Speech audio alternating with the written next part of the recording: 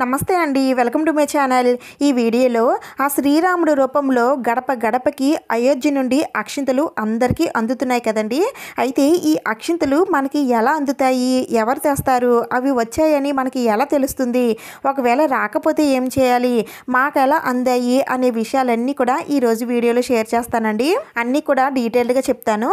ముందుగా అయితే ఈ అయోధ్య నుండి వచ్చిన అక్షింతలని మనం అందుకున్నాక మనం పూజా మందిరంలో ఎలా పెట్టుకోవాలి, జనవరి 22వ తేదీన పూజ ఎలా చేయాలి, ఈ అక్షింతలని ఏం చేయాలి అనే విషయాలన్నీ కూడా తెలుపుతూ ఒక వీడియో అయితే చేశానండి. చాలామంది చూసారండి. ఆ వీడియో మీరు మిస్ అయినట్లయితే తప్పకుండా చూడండి, మీకు యూజ్ అవుతుంది.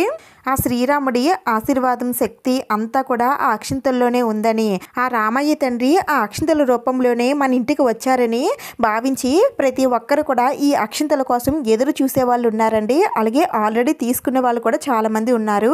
అందులో నేను ఒకదాన్నండి. మాకు కూడా ఈ అక్షింతలు రావడం అనేది లేట్ అయింది. అందరికీ వచ్చేసాయని చెబుతున్నారు, మాకు ఇంకా రాలేదేంటి, ఒకవేళ మేము లేనప్పుడు వచ్చాయా ఏంటి అని చాలా డౌట్స్ వచ్చాయి. మా వారి బుర్ర అయితే తినేసానండి. ఇవి ఎక్కడిస్తారు ఏంటి, ఎవరినైనా తెలిసిన వారిని అడగండి అని. పైగా మేము ఊరు కూడా వెళ్ళిపోవాల్సి ఉంటుందండి. మేము ఊరు వెళ్ళిన తర్వాత మళ్ళీ ఈ అక్షింతలు వస్తాయేమో, మళ్ళీ అదొక టెన్షను. ఈ అక్షింతల కోసం అయితే నేను చాలా ఎదురు చూస్తానండి. నేనే కాదులేండి, రాలేని వారు ప్రతి ఒక్కరు కూడా ఇలానే ఎదురు చూస్తారు. ఎందుకంటే మన తరంలోనే జరగబోయే ఒక అద్భుతం అండి ఇది. తరతరాలు చెప్పుకొని ఎంతో శక్తివంతమైన ఈ అక్షింతలని అందరికీ కూడా చేరాలనే అనుకుంటాం కదండి. ముందుగా వీటిలో ఏమేమి ఉంటాయో చెప్తాను. ఇవి వచ్చేసి అక్షింతలండి, ఆ స్వామివారి అయోధ్య అక్షింతలు. అయితే ఇవి ఎక్కువ పంపిస్తారని అనుకుంటారేమో, కానీ అలా కాదండి. ఇవి మొత్తం ఒక స్పూన్ ఉండొచ్చేమో, అంతే, ఎక్కువ ఉండవు, చాలా తక్కువ పంపిస్తారు. ఈ తక్కువైనా సరే మనం మహాప్రసాదంగా వాటిని స్వీకరించాలి. ఈ అక్షింతలు ఇలా జిప్లాక్ కవర్స్లోనే వేసిస్తారండి. ఇంక తర్వాత ఈ అక్షింతలతో పాటుగా ఆ స్వామివారి మందిరం అండి ఇది. అయోధ్యలో శ్రీరాముడు బాలరాముడిగా ఈ మందిరంలోనే కొలువుదీరనున్నాడు. ఆ చిత్రం చూపిస్తూ మనకి ఈ పత్రాన్ని అయితే ఇస్తారండి. దీంతో పాటుగా ఇంకొక పత్రం కూడా ఉంటుంది. అయితే మనం జనవరి 22వ తేదీన ఏం చేయాలి, ఏం చేయకూడదు అనేవన్నీ కూడా ఒక సైడ్ ఉంటాయండి. ఇంకొక సైడ్ వచ్చేసి మందిరానికి సంబంధించిన అన్ని డీటెయిల్స్ కూడా ఉంటాయి. మనకి ఈ 3 ఇస్తారండి. అక్షింతలతో పాటుగా 2 పత్రాలు ఇస్తారు. అయితే ఇవి మాకు ఎలా వచ్చాయనంటే, అంతవరకు ఎంతగానో ఎదురు చూస్తున్నాం కదండి. ఎక్కడ శ్రీరామ్ జై శ్రీమ్ అని వినపడినా సరే వెంటనే వాళ్ళ దగ్గరికి వెళ్ళి అడిగి తెచ్చుకోండి. మామూలుగా అయితే ఇలాంటి అక్షింతలు ఒక కలసంలో పెట్టుకొని వచ్చి ఇంటింటికి పంచిపెడతారండి. అయితే మాకైతే అలా రాలేదండి.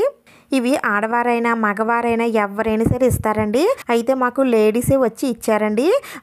ఒక ఆవిడ దగ్గర ఇలా పాంప్లెట్స్ ఉన్నాయి, ఇంకొక ఆవిడ దగ్గర అక్షింతలు ఉన్నాయి. అక్షింతలు కూడా ఒక బ్యాగ్లో వేసుకొని తీసుకొని వచ్చి అందరికి ఇస్తున్నారు. అయితే వీళ్ళు ఎలా వచ్చారని మాకు ఎలా తెలిసిందంటే, వాళ్ళతో పాటు జెంట్స్ ఉంటారు కదండి, వాళ్ళు ఒక మైక్ పట్టుకొని మైక్లో అనౌన్స్ చేస్తారు, ఇలా అయోధ్య నుండి అక్షింతలు వచ్చాయి, ప్రతి ఒక్కరు కూడా వచ్చి తీసుకోండి అని అనౌన్స్ చేస్తారు.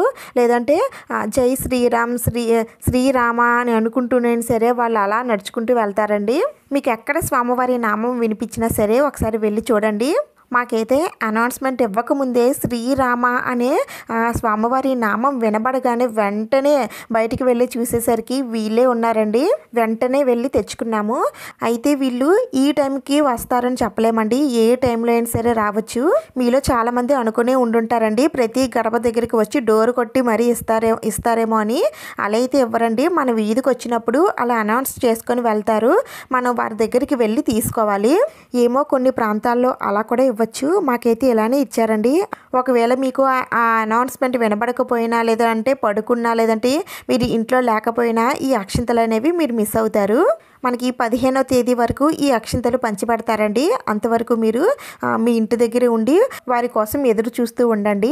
అయితే ఒకవేళ మీరు ఇంటి దగ్గర లేనప్పుడు వారు వచ్చేసి వెళ్ళిపోయి ఉంటారు. అలాంటప్పుడు మీరు వాళ్ళు వచ్చిన విషయం తెలియదు, మీ వీధిలో అక్షింతలు పంచిపెట్టిన విషయం కూడా మీకు తెలియదు కదా. అందుకని ఒకసారి మీ ఇంటి పక్కన ఉన్న వాళ్ళని ఒకసారి అడిగి చూడండి, ఇలా మన వీధిలో అక్షింతలు పంచిపెట్టడానికి ఎవరైనా వచ్చారా అని అడగండి. అప్పుడు వాళ్ళు చెప్తారు కదా, దాన్ని బట్టి మీ వీధికి వచ్చారా లేదనేది మీకు తెలుస్తుంది. అంటే మీరు ఉంటున్న ప్లేస్కి వచ్చారో లేదనేది తెలుస్తుంది. వీధి అంటే మళ్ళీ చాలా మందికి తెలియకపోవచ్చు. ఎందుకంటే వీళ్ళు ఒకసారి ఈ ప్లేస్కి వచ్చేసాక మళ్ళీ రారండి. అందుకని ఒకసారి కొనుక్కోండి.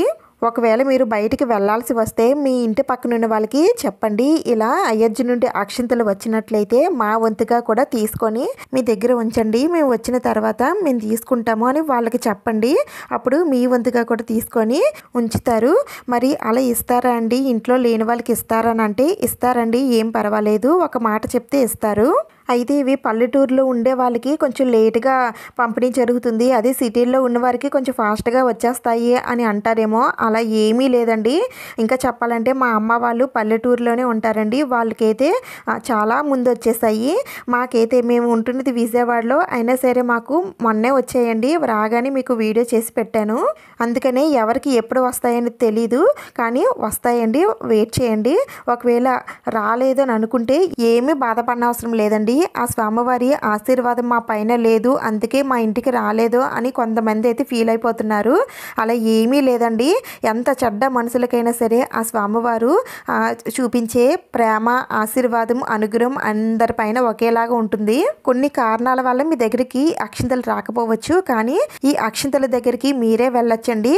మీ ఇంటికి ఈ అక్షింతలు రాకపోతే మీరు ఏం చేయాలంటే మీకు దగ్గరలో ఉన్న రామాలయం దగ్గరికి కానీ లేదంటే హనుమాన్ గుడి దగ్గరికి కానీ వెళ్ళి అక్కడున్న పంతులు గారిని ఈ అయోధ్య అక్షింతల కోసం అడగండి, వాళ్ళు తప్పనిసరిగా ఇస్తారండి.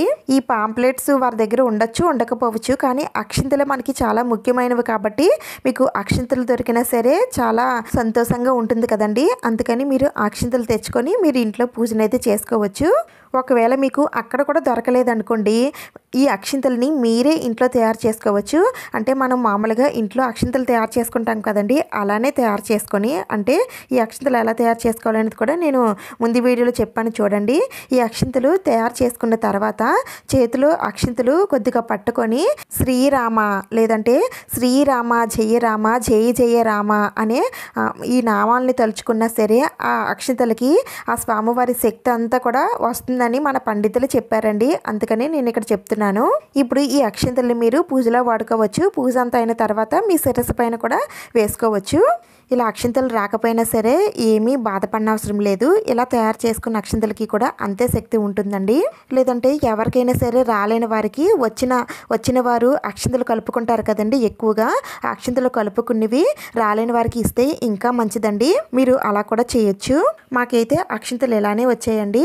మీకు ఎలా వచ్చాయి, అలాగే ఎవరెవరికి వచ్చాయి, ఇంకా ఎవరికి రావాల్సి ఉంది అనేవన్నీ కూడా నాతో కామెంట్ సెక్షన్లో షేర్ చేసుకోండి. అక్షింతలు వచ్చిన తర్వాత మాత్రం పూజ వీడియో తప్పనిసరిగా చూడండి, మీకు చాలా బాగా ఉపయోగపడుతుంది. ఈ వీడియో మీకు యూజ్ అయ్యింది, నచ్చిందని అనిపిస్తే ప్లీజ్ తప్పకుండా లైక్ చేయండి, షేర్ చేయండి, సబ్స్క్రైబ్ చేసుకోండి. ఇంకొక మంచి వీడియోతో మళ్ళీ కలుద్దాం. Thank you for watching.